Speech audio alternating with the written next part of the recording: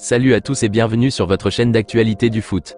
Très heureux de vous retrouver pour cette nouvelle vidéo, consacrée au bilan après match de cette belle confrontation du Barça ce samedi soir face au Betis Séville, score final 4-0, pour le compte de la 32e journée de Liga.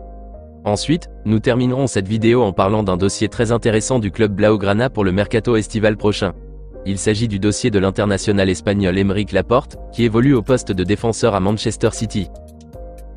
Avant tout juste de commencer, je te prie de bien vouloir t'abonner à la chaîne et activer la cloche de notification, afin de ne rater aucune de nos vidéos actualités comme celle-ci, qui parle des joueurs du FC Barcelone, et qui t'informe régulièrement sur les dernières nouvelles autour du mercato estival à venir. N'oubliez pas de liker et commenter aussi les amis, afin que la vidéo soit accessible à tous les fans et supporters catalans. Si c'est donc fait, alors on y va. Et oui, paraît-il qu'ils ont entendu nos cris et remontrances de la dernière fois face au Rayo Vallecano, et ils nous ont montré ce samedi soir qu'ils sont bien là. En tout cas, bel match de leur part.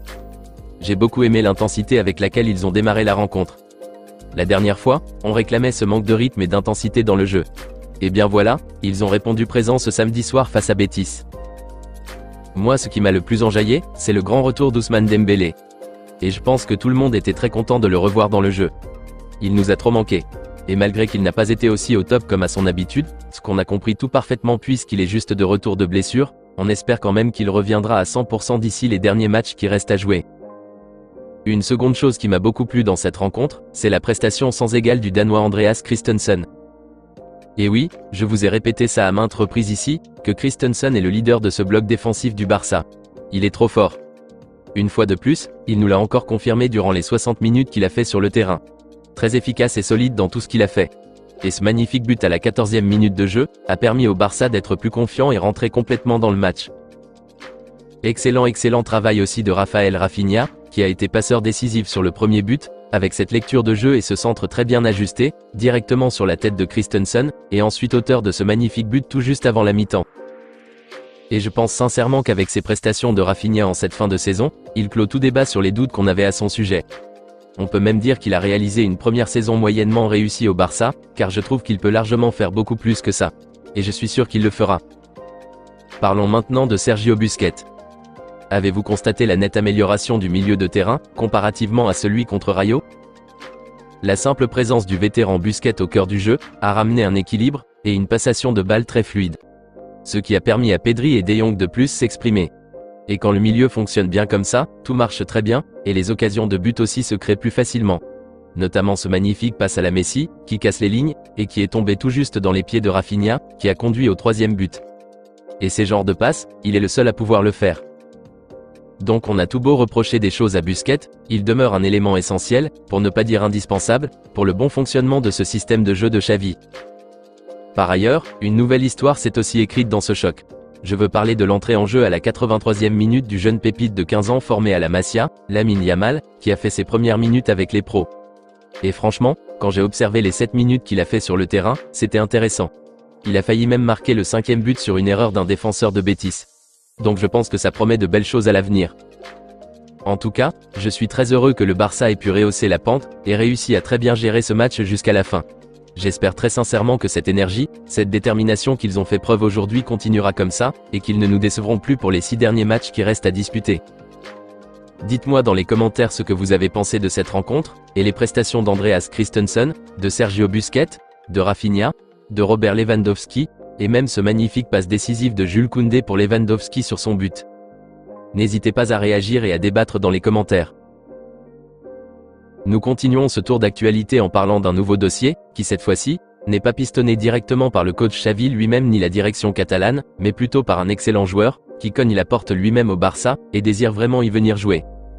Il s'agit d'Aymeric Laporte, l'international espagnol d'origine française, évoluant au poste de défenseur central à Manchester City. Le joueur âgé de 28 ans, a été recalé cette saison par son coach Pep Guardiola dans la hiérarchie des défenseurs. Il est utilisé ces derniers temps régulièrement en tant que remplaçant, et cette situation agace et dérange beaucoup Aymeric Laporte, qui préfère aller voir ailleurs dès que possible. Car l'international espagnol qu'on connaissait tous depuis quelques saisons déjà de par son immense talent, et qui était devenu la pièce maîtresse ou le leader du bloc défensif des Citizens après le départ de Vincent Kompany en 2019, est maintenant devenu un remplaçant pour Pep Guardiola au profit des Ruben Dias, Manuel Akanji et autres, qui sont titularisés à chaque match. Et quand vous voyez ces statistiques cette saison, c'est grave choquant et ça fait peur. Aymeric Laporte n'a joué que 8 rencontres en tant que titulaire cette saison en Première Ligue. Or que la saison passée, il avait disputé plus de 40 matchs toutes compétitions confondues sous les mêmes ordres de Guardiola. Des chiffres qui prouvent qu'il a un problème cette saison. N'est-il plus performant comme avant? Ou bien il est indifférent avec son coach? On ne sait pas. Mais ce qui est évident d'après certains médias britanniques et espagnols, c'est qu'il veut clairement partir. Et il a jeté donc son dévolu sur le FC Barcelone, un club qu'il apprécie énormément, et souhaitait depuis fort longtemps avoir l'opportunité un jour d'y jouer. L'occasion tombe très bien, puisque son profil intéresse le coach Xavi Hernandez, qui veut désormais l'avoir dans ses rangs la saison prochaine. D'après les informations relayées par les médias catalans, Aymeric Laporte est même prêt à gagner un salaire moins que ce qu'il touche actuellement à Manchester City, qui est élevé à près de 8 millions d'euros bruts par an.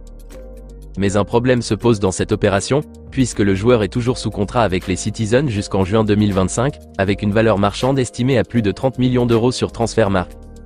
Un montant que la direction de City va vouloir faire de son possible pour empocher le maximum.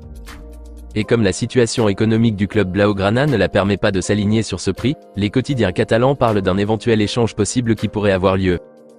Il s'agit soit de laisser Íñigo Martínez, que le Barça a presque bouclé son arrivée au Citizen, qui était aussi très intéressé par le profil du joueur de l'Athletic Bilbao, ou soit carrément, dégraisser la masse salariale en se libérant des joueurs qui ne foutent absolument rien et qui ont des rendements très faibles à l'instar des Marcos Alonso, des Ferran Torres, des Garcia etc. Dans tous les cas, Aymeric Laporte est parfaitement disposé à 200% à faire le nécessaire possible pour débarquer en Catalogne dès cet été, même si cela paraît pour le moment compliqué. Personnellement, je préfère que le Barça finalise l'arrivée d'Íñigo Martínez, un joueur qui me convainc le plus cette saison, plutôt que de se pencher sur le dossier compliqué d'Aymeric Laporte. Dites-moi dans les commentaires ce que vous en pensez de ça, et si vous trouvez que l'arrivée d'Aymeric Laporte serait plus bénéfique à l'effectif du Barça plus que Íñigo Martínez. Hâte d'avoir plus de nouvelles concernant ces actualités tsunamiques du mercato estival, dans les jours à venir. Avant de quitter, n'oubliez pas de vous abonner les amis, de liker et commenter la vidéo, car vos commentaires nous plaisent beaucoup, et nous exhortent à produire plus de contenu actualité comme celle-ci. On se capte très bientôt les amis. Affaire à suivre.